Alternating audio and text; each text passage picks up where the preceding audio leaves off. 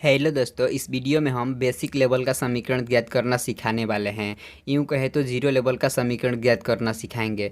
जिन लोगों को समीकरण ज्ञात करना बिल्कुल भी नहीं आता होगा वे लोग जीरो लेवल का भी समीकरण नहीं बना पाते होंगे।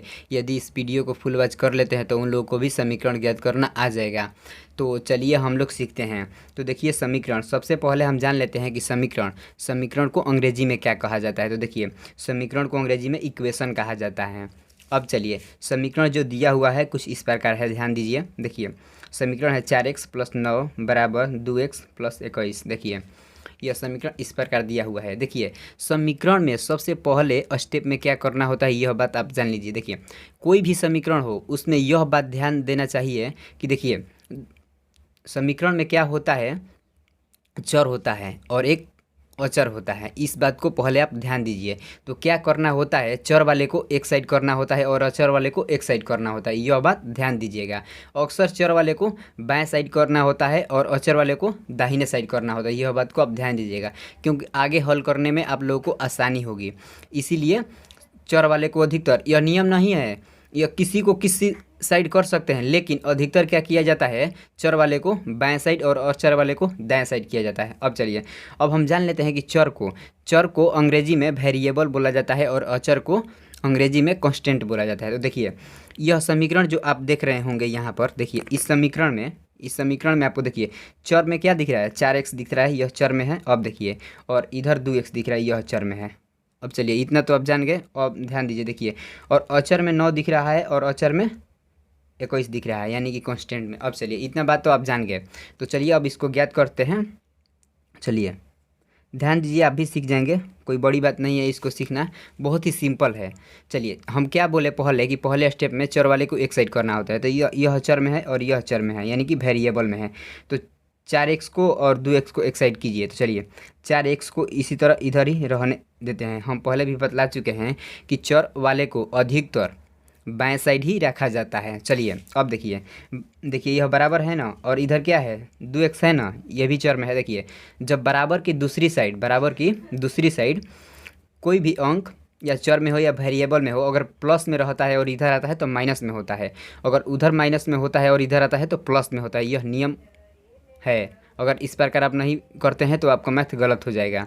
चलिए, तो यह देखिए, 2x जो है, यह इसका साइन क्या है, 2x का साइन यानी कि चिन्ह क्या है, प्लस है। इधर आएगा तो माइनस हो जाएगा। तो चलिए, इधर आएगा तो -2x। चलिए, अब देखिए, यह बराबर है तो बराबर इसी तरह रहने देंगे। अब चलिए, यहाँ ध्यान दीजिए, देखिए पहले से इधर क्या है, 21।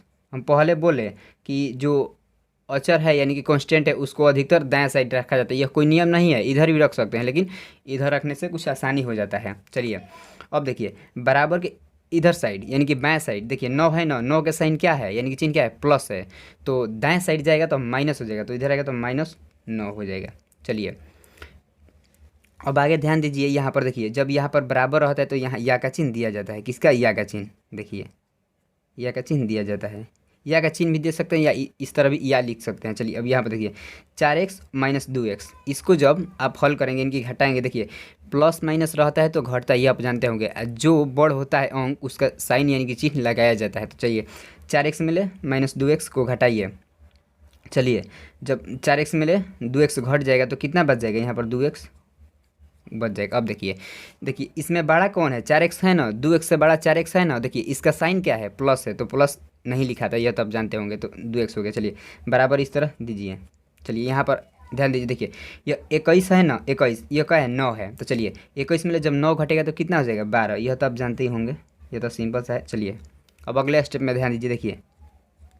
देखिए या का चिन्ह यहाँ पर देना पड़ेगा, क्योंकि यहाँ पर बराबर है, आप जानते होंगे। या इस तरह भी लिख सकते हैं और चिन्ह भी इस तरह दे सकते हैं। अब देखिए, 2x, तो 2 के साथ x में कौन सा संबंध है, गुणा का है ना, 2x, यानी कि 2 गुणे x लिख सकते हैं। तो लिखिए 2 गुणे x। चलिए, अब इधर ध्यान दीजिए, बराबर इधर क्या है, पहले से 12 है ना, तो 12 लिख देंगे। अब दे देते हैं, जब बराबर का इस साइड गुणा में है तो उस साइड जाएगा तो भागा में हो जाएगा, अगर इस साइड भागा में रहता उधर जाएगा तो गुणा में हो जाएगा। यह आपको जानना जरूरी है। चलिए, अब यहाँ पर ध्यान दीजिए, यहाँ पर या का चिन्ह इसी तरह देंगे। देखिए, एक्स को इधर इसी तरह रहने देंगे। अब इधर ध्यान दीजिए, देखिए बराबर है तो बराबर इसी तरह रहने, पहले उधर से क्या है, 12, तो 12 लिखेंगे। अब देखिए, ध्यान दीजिए, बटे, और इधर 2x के साथ किस संबंध में था, गुणा के संबंध में था ना, उधर जाएगा तो भागा संबंध में, तो दू हैजा हो जाएगा, यानी कि भागा में हो जाएगा। अब इसको कटा दीजिए, तो देखिए दू इकाई दू, दू छके 12, देखिए 6 बार में कट गया।